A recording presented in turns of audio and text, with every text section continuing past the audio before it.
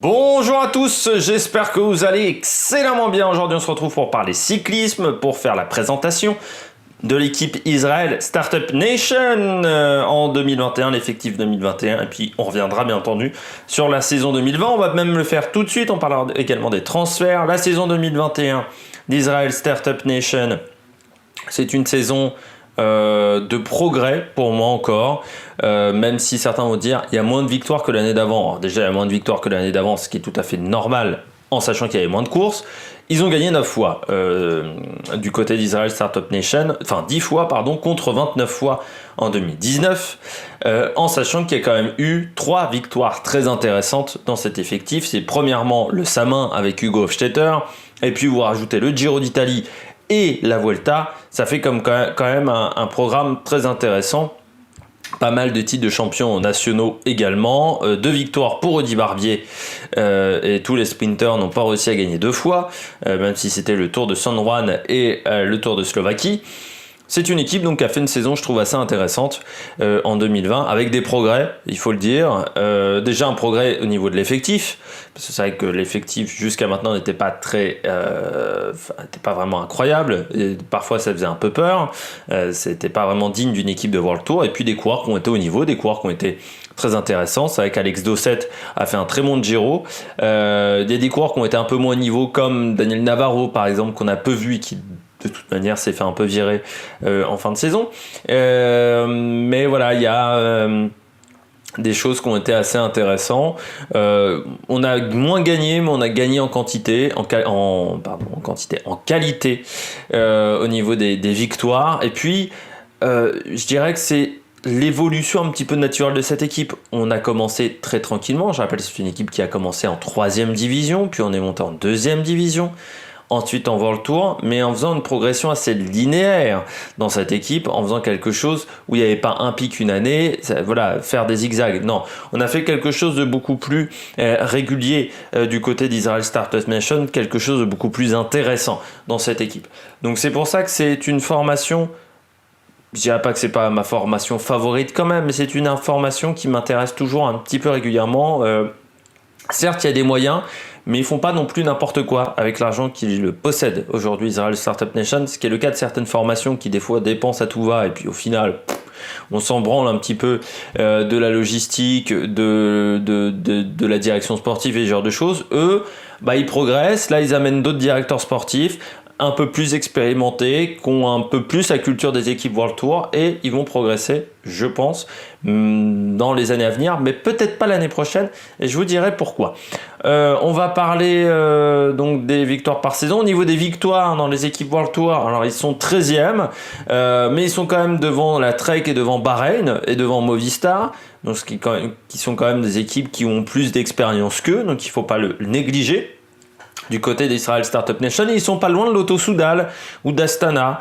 C'est une équipe qui a fait beaucoup de top 10, qui n'a pas autant concrétisé ces top 10, et c'est en podium et en victoire potentielle du côté de l'équipe Israel Startup Nation. On commence par les transferts, pas mal de turnover dans cette équipe, avec on va commencer par les départs, avec Daniel Navarro qui n'a toujours pas trouvé de point de chute. Nous sommes le 5 janvier quand j'enregistre cette vidéo.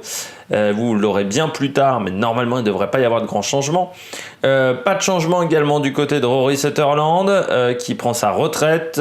Travis McCabe également en retraite. Badilati part chez Groupama. Je pense que c'est une perte quand même assez importante pour cette équipe. Nils Politt rejoint Bora Bora.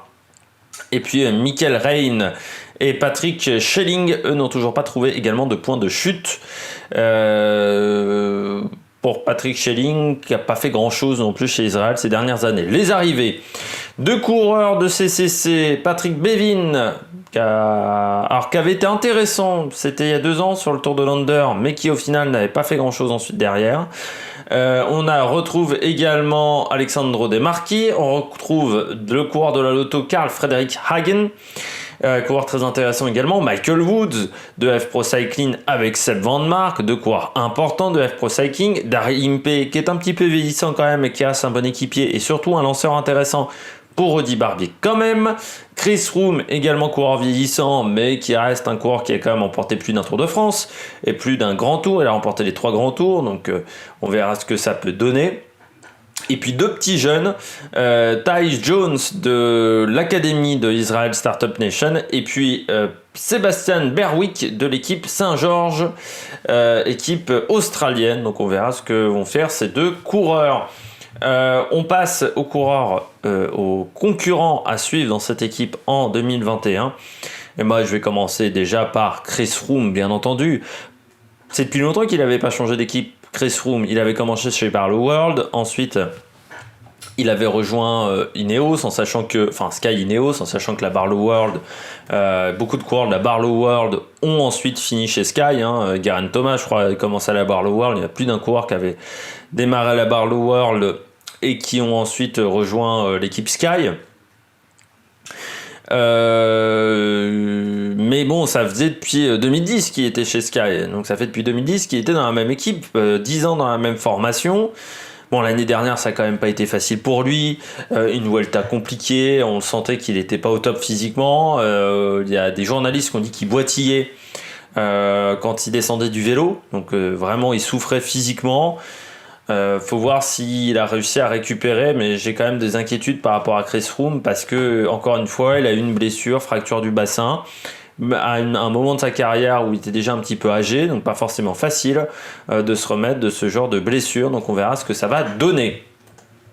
Je continue avec les coureurs que j'attends. J'attends Hugo Hofstetter du côté des courses pavées. Il n'a pas été mauvais, mais c'est vrai que la saison pavée est celle qui a été le plus impactée par la Covid. Donc ça n'a vraiment pas été facile pour ces coureurs-là pour gérer. Et Hugo Hofstetter, qui avait quand même bien démarré avec le Samin, qui a été un petit peu coupé dans son élan, ce qui est un petit peu dommageable pour lui. Donc on verra ce que ça va donner pour Hugo Hofstetter. Mais c'est un coureur que j'attends en 2021 parce que je pense que c'est un coureur qui est très puissant, qui peut être très performant également sur des sprints. À une époque, il sprintait même du côté de la Cofidis. Je me souviens, c'est un coureur qui peut vraiment faire de très très belles choses. Donc j'attends de le voir dans les mois, dans les jours à venir. Hugo Hofstetter dans les classiques belges, si elles ont lieu, ça sera une autre question, mais il peut vraiment faire des très très belles choses. Je continue avec Alexis Renard, aussi le français, parce que Alexis Renard, c'est un coureur qui s'améliore d'année en année. Alors il a que 21 ans, je pense qu'il a été recruté un peu trop tôt par une équipe World Tour, mais c'est un coureur qui est très intéressant, pas forcément de grands faits d'armes avant 2019, mais l'année dernière il a quand même fait 6ème d'une étape de la Vuelta, lors de l'étape numéro 9. Il a abandonné cette Vuelta à l'étape 14, mais il avait fait un bon début de Vuelta, donc il faudra voir ce que ça va donner. Il a été également sur le Tour de Slovaquie, intéressant, 4ème du classement des jeunes. Alors que c'est pas forcément là où il est le meilleur, c'est un coureur avec une très bonne pointe de vitesse. Je continue également avec un coureur comme, qui c'est que je vais prendre, comme Michael Woods, 34 ans, qui reste quand même un coureur performant, même s'il a un peu vieilli. On peut continuer également avec Chimolai et Isabelle, parce que les sprinteurs n'ont pas vraiment été en réussite dans cette équipe l'année dernière, que ça soit Boivin, que ça soit Greppel, que ça soit même c'est Hofstetter qui a quasiment fait les meilleurs sprints l'année dernière. Or pour moi c'est pas un pur sprinter. C'est vrai que Rudy Barbier a gagné des courses, mais on l'a pas vu sur des grandes courses, Rudy Barbier, sur des grandes épreuves, des World Tours, ce qui est un petit peu dommageable je trouve, parce que c'est un sprinter qui mériterait qu'on lui offre une chance dans ces courses-là. Je dis pas ça parce qu'il a gagné Paris-Bourges. Patrick Bevin, c'est une grande question. C'est un peu une énigme pour moi, Bevin, parce que on l'a vu très performant sur le Down Under. On s'était dit peut-être qu'on tient un très très bon sprinter l'année dernière après le Down Under, et depuis il n'y a pas grand chose quoi, hein. Alors il a fait 4ème des championnats du monde du contre-la-montre, ce qui semble assez surprenant. 2ème d'un contre-la-montre de la Vuelta.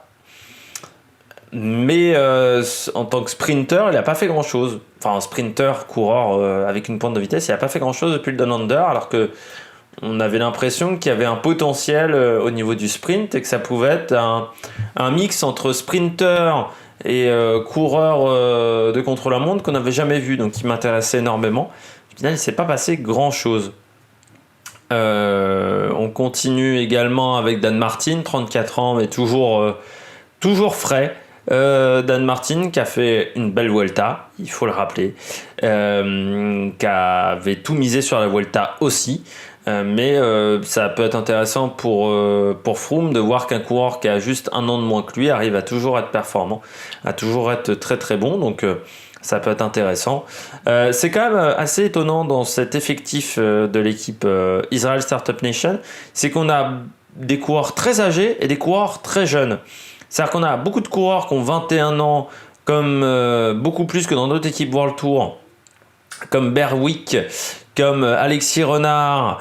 Il y a également Ty Jones qui a simplement 20 ans, lui. 23 pour Einhorn. Donc voilà. Et puis on a des coureurs, on a beaucoup de coureurs aussi qui ont là de 33 ans. Que ça soit Michael Woods 34, que ça soit également, je parle même pas de Van Mark, mais qui a quand même 32 Van Mark. Dan Martin 34, Froome 35, Ben Hermans 34, 38 pour Greppel, 34 pour Demarqui également. Donc c'est assez surprenant d'avoir ces grosses différences d'âge dans un effectif. Darly Impey 36, ça doit pas être facile à gérer, d'avoir des grosses variations comme ça d'âge dans un effectif. Pour un manager, ça doit pas être facile. J'ai oublié qui dans cette équipe. Oui, voilà, je voulais parler de Van Mark. Est-ce que Van Mark arrivera enfin à claquer une grande classique flandrienne? Parce que c'est un coureur qui tourne autour depuis des années, mais c'est pas forcément le serial gagneur, hein. Van Mark, c'est un petit peu ce qu'on lui reproche assez régulièrement, c'est que c'est un coureur qui est souvent dans le top 10, mais alors il a rarement la gagne dans les jambes.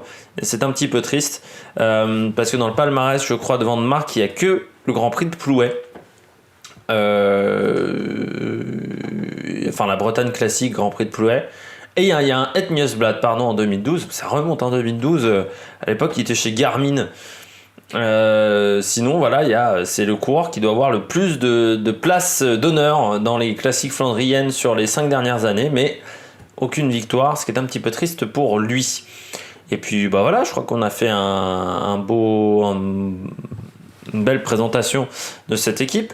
Donc si vous avez aimé cette présentation, n'hésitez pas à vous abonner à la chaîne, n'hésitez pas également à mettre un pouce bleu, n'hésitez pas à mettre la petite cloche à côté de l'abonnement pour être au courant des dernières vidéos qui sortent sur la chaîne, parce que je sais que c'est pas toujours très régulier. N'hésitez pas à réagir dans les commentaires pour me dire quel coureur vous allez suivre, sur quel coureur vous voulez faire un focus l'année prochaine dans cette équipe. Enfin dans l'année prochaine, dans l'année qui va arriver, la saison prochaine. Et puis nous on se retrouve pour de nouvelles aventures sur la Mec Production. Ciao ciao.